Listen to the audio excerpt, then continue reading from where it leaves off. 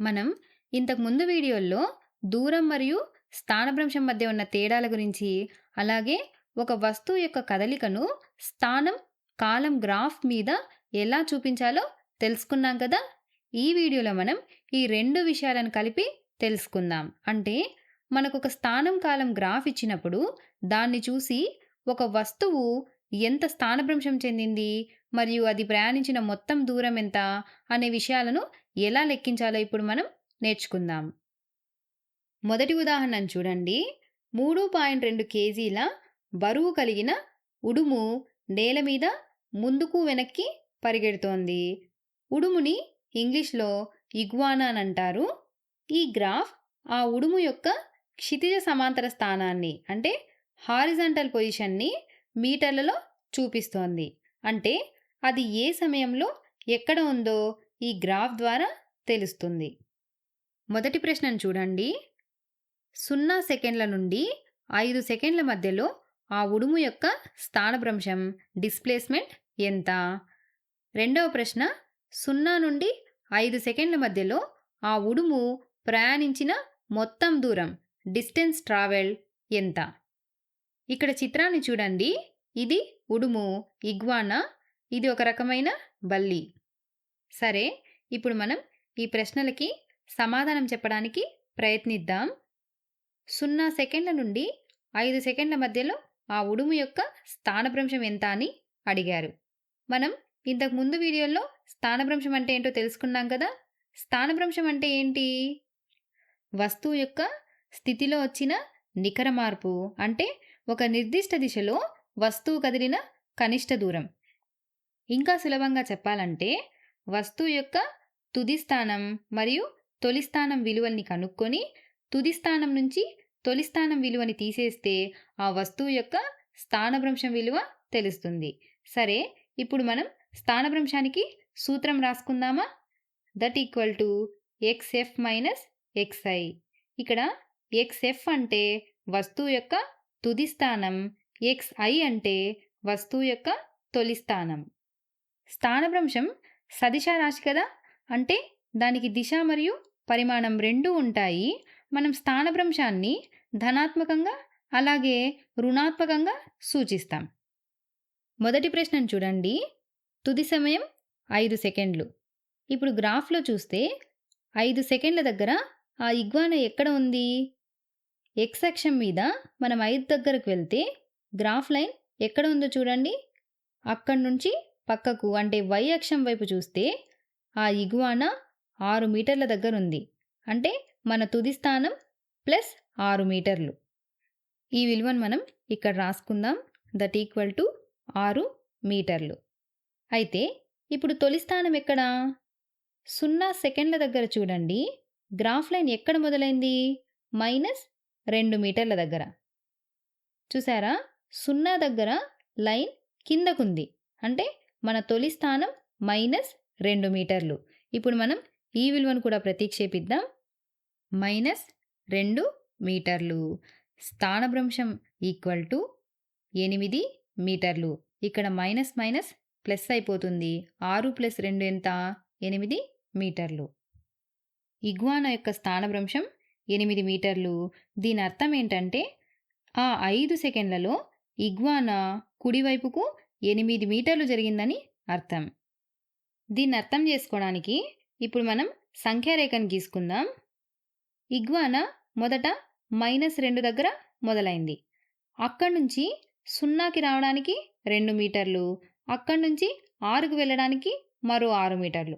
మొత్తం -2 నుండి 6 వరకు కదిలింది కాబట్టి కుడివైపుకు 8 మీటర్లు ప్రయాణించింది. అదే కదా మనకొచ్చిన ఆన్సర్. ఇప్పుడు రెండో ప్రశ్నను చూడండి. 0 నుండి 5 సెకండ్ల మధ్యలో ఆ ఉడుము ప్రయాణించిన మొత్తం దూరం ఎంత? దూరం అంటే ఆ వస్తువు ప్రయాణించిన మొత్తం పొడవు. మనకు తెలుసు కదా, దూరం అదిశ రాశి. ఇక్కడ మనకు దిశతో పని లేదు, కేవలం ఎంత నడిచింది అనేది మాత్రమే తీసుకోవాలి. గ్రాఫ్ని చూడండి. ఈ ఉడుము -2 మీటర్ల దగ్గర మొదలై 3 సెకండ్ల వరకు కదులుతూ 6 మీటర్ల దగ్గరకు వెళ్ళింది. ఆ తర్వాత 3వ సెకండ్ నుంచి 5వ సెకండ్ వరకు అది అక్కడే 6 మీటర్ల దగ్గరే ఉంది. ఇక్కడ చూడండి గ్రాఫ్‌లో లైన్ ఫ్లాట్‌గా ఉంది కదా! అంటే అది కేవలం -2 నుండి 6 వరకు మాత్రమే ప్రయాణించింది. ఆ ఉడుము వెనక్కి రాలేదు. ఒకే దిశలో వెళ్ళింది కాబట్టి ఇక్కడ స్థానభ్రంశం పరిమాణమే దూరమవుతుంది. -2 నుండి 6కు వెళ్ళింది కాబట్టి అది నడిచిన మొత్తం దూరం కూడా 8 మీటర్లే. చూడండి ఇప్పుడు సంఖ్యారేఖ పైన మనం గుర్తిస్తే -2 నుంచి 6 వరకు కాబట్టి +8 దట్ ఈక్వల్ టు 2 మీటర్లు ప్లస్ 6 మీటర్లు ఈక్వల్ టు 8 మీటర్లు. అంటే 0 నుండి 5 సెకండ్ల మధ్యలో ఆ ఉడుము ప్రయాణించిన మొత్తం దూరం 8 మీటర్లు. సరే, ఇప్పుడు మనం ఒక ఆసక్తికరమైన మార్పు చేద్దాం. ఒకవేళ ప్రశ్నలో 0 నుండి 5 సెకండ్లు కాకుండా 0 నుండి 6 సెకండ్ల వరకు అని అడిగుంటే అప్పుడెలా? అప్పుడు సమాధానం మారుతుంది కదా! సరే, ముందు మనం స్థానభ్రంశం కనుక్కుందాం.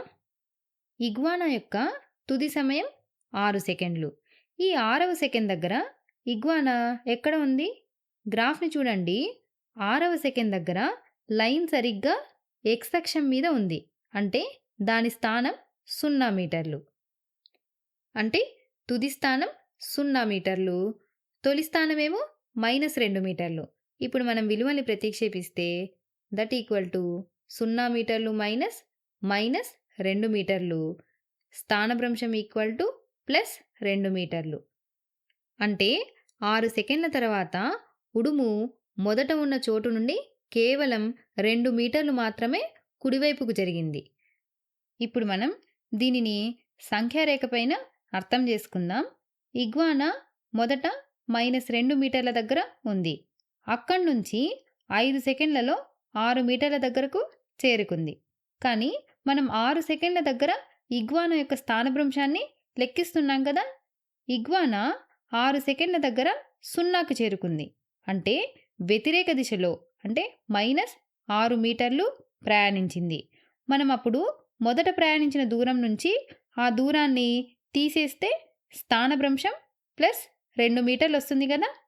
ఇది ఇగ్వానా యొక్క స్థానభ్రంశం. ఇగ్వానా వ్యతిరేక దిశలో ప్రయాణించినందుకు మనం మొదట ప్రయాణించిన దూరం నుండి తరువాత ప్రయాణించిన దూరాన్ని తీసివేస్తున్నాం. సరే, ఇప్పుడు మనం ఇగ్వానా ప్రయాణించినటువంటి దూరాన్ని లెక్క చేద్దాం. మనకు తెలుసు కదా, దూరం ఎప్పుడు పెరుగుతూనే ఉంటుంది, తగ్గదు. మొదటి 3 సెకండ్లలో అది -2 నుండి 6కు వెళ్ళింది. అంటే 8 మీటర్లు నడిచింది. ఆ తర్వాత 3 నుండి 5 సెకండ్ల వరకు అది రెస్ట్ తీసుకుంది, కదలకుండా ఒకే చోట ఉంది. కానీ 5వ సెకండ్ నుంచి 6వ సెకండ్ మధ్యలో ఏం జరిగింది? అది 6 మీటర్ల నుండి 0 మీటర్ల దగ్గరకు వెనక్కి వచ్చింది.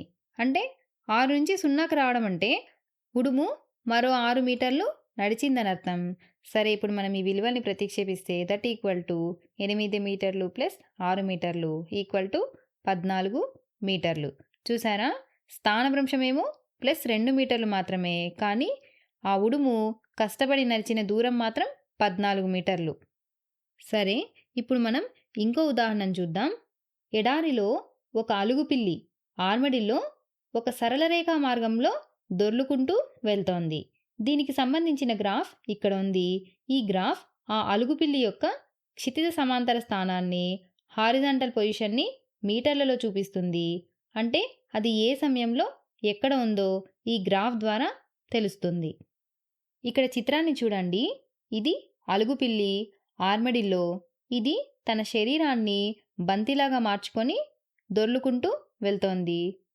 అయితే ఇప్పుడు ప్రశ్న ఏంటంటే, మొదటి 24 సెకండ్లలో అలుగుపిల్లి యొక్క స్థానభ్రంశం మరియు అది ప్రయాణించినటువంటి దూరం ఎంత? సరే, ఇప్పుడు మనం మొదట స్థానభ్రంశాన్ని కనుక్కుందాం. ఇప్పుడు మనం మొదట ఈ అలుగుపిల్లి యొక్క తుది స్థానం మరియు తొలి స్థానం విలువని కనుక్కుందాం. 24 సెకండ్ల దగ్గర గ్రాఫ్ ఎక్కడ ఉంది? ఎక్స్ అక్షం మీదే ఉంది కదా! అంటే తుది స్థానం 0 మీటర్లు. మరి తొలి స్థానం ఎంత? 0 సెకండ్ల దగ్గర గ్రాఫ్ లైన్ ఎక్కడ మొదలైంది? y అక్షం మీద 6 దగ్గర ఉంది. అంటే తొలి స్థానం 6 మీటర్లు. ఇప్పుడు మనం ఈ విలువని ప్రతిక్షేపిస్తే దట్ ఈక్వల్ టు 0 మీటర్లు మైనస్ 6 మీటర్లు దట్ ఈక్వల్ టు మైనస్ 6 మీటర్లు. అంటే అలుగుపిల్లి ప్రయాణం మొదలుపెట్టిన చోటు నుండి ఎడమ వైపుకు 6 మీటర్లు జరిగిందని అర్థం. సరే, ఇప్పుడు మనం దీనిని సంఖ్యారేఖ పైన అర్థం చేసుకుందాం. అలుగుపిల్లి మొదట 6 దగ్గర మొదలైంది. చాలాసేపు అటు ఇటు తిరిగి చివరకు 0 దగ్గరకు వచ్చింది.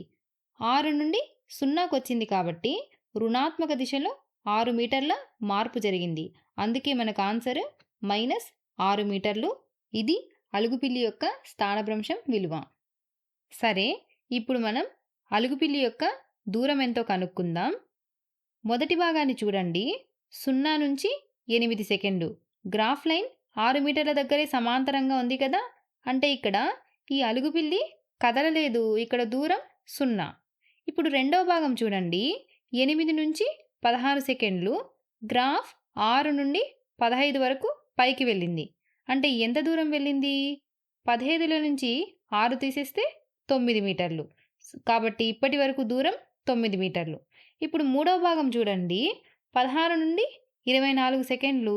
అంటే గ్రాఫ్లో 15 నుండి నేరుగా కిందకు 0కి వచ్చింది. అంటే అది 15 నుండి 0 వరకు నడిచింది. ఎంత దూరం? 15 మీటర్లు. సరే, ఇప్పుడు మనం మొత్తం దూరాన్ని కలుపుదాం.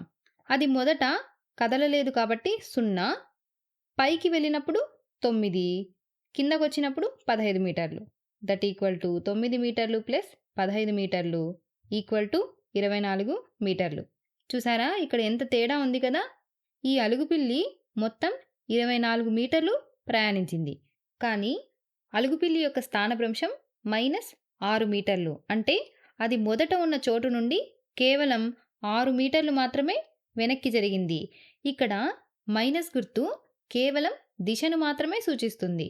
స్థానభ్రంశంలో మైనస్ ఉంటే ఎడమవైపని, ప్లస్ ఉంటే కుడివైపని అర్థం.